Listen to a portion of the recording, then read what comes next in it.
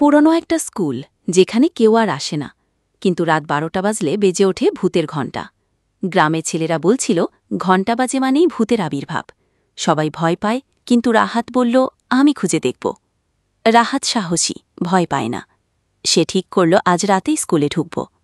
স্কুলে ঢুকতেই সব থমথমে, দেয়ালে টাঙানো ছবি যেন তাকিয়ে আছে।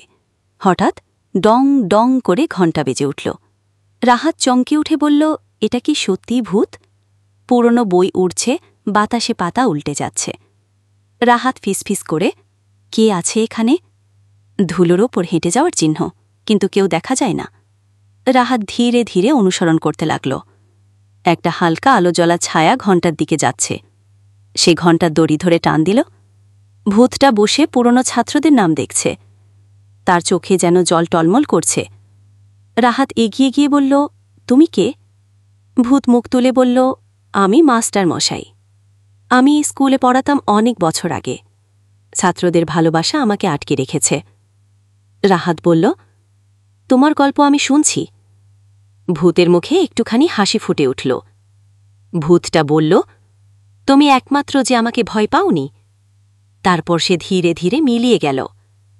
পরদিন সকাল থেকে স্কুলে শান্তি ফিরে এলো। আর কখনো বাজল না সেই রাতের ঘণ্টা।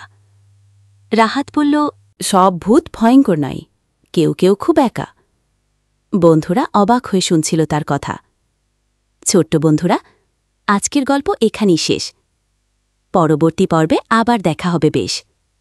ততদিন ভালো থেকো, হাসি মুখে থেকো, AI কার্টুন বাংলার সাথেই থাকো।